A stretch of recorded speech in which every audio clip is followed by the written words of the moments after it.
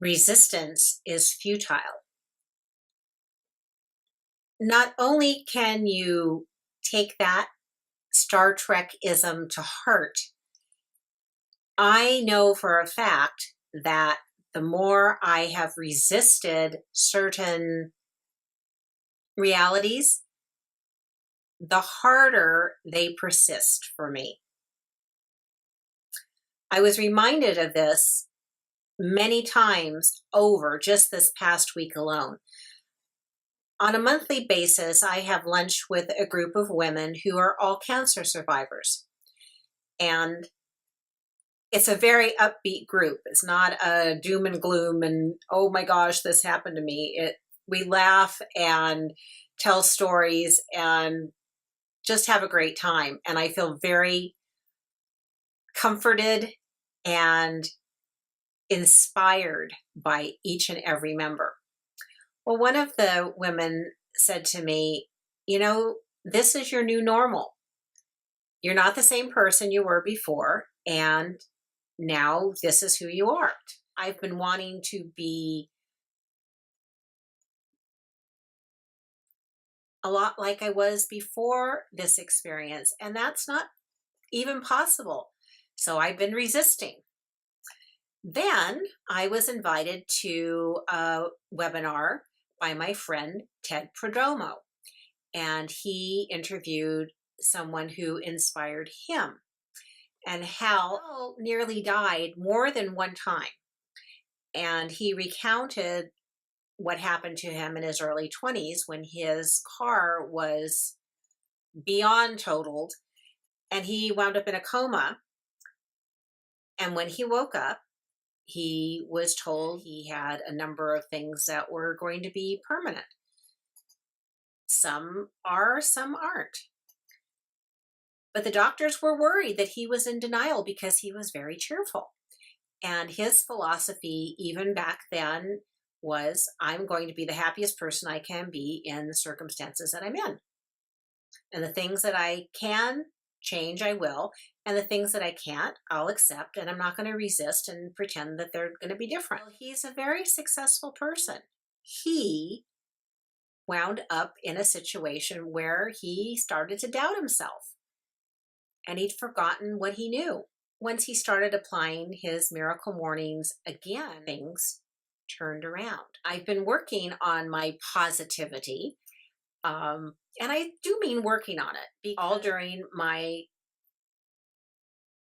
ordeal, if you will, with cancer, I was very upbeat. I was very positive. I knew I was going to survive. I knew I was going to be fine.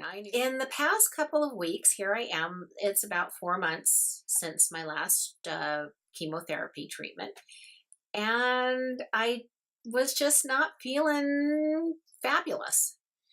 I was having major self-doubts. I was feeling less than I was expecting myself to feel at this point. And even though I know recovery is not a straight line, a straight upward line, I was expecting that each incremental bit of recovery was going to keep going up like an elevator. Not true. There are ups and there's a little bit backwards and there's a little bit more up and a little bit more backwards and a little bit more up. And anyway, I got myself into a cycle of feeling sad, angry, resistant to change. The more I was resisting who I am right now, the more I was having trouble recovering. I woke up this morning and said, all right, how am I going to set up my day for success? What am I going to do right now with everything that's going on in my life? What can I change? What can I take action on? And the things that I can't change, let it go. Surprise, surprise. I made a conscious decision.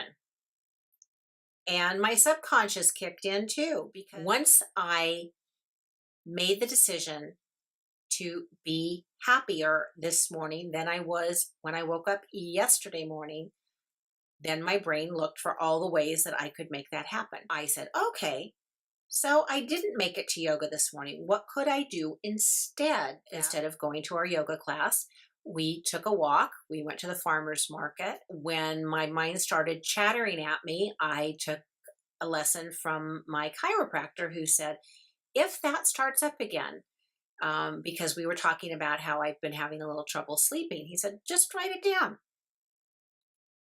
Well, I tell all of my clients, write down what you're thinking. Let things get out of your head and onto paper, and lo and behold, they aren't doing this little, like a little mosquito buzzing around my ear. Suddenly, all that was gone. Really, all I had to do was write down all of that conversation that was not very helpful and not going to help me get anything done. And suddenly, there was quiet, there was peace. If you're resisting your life, you're not living your life.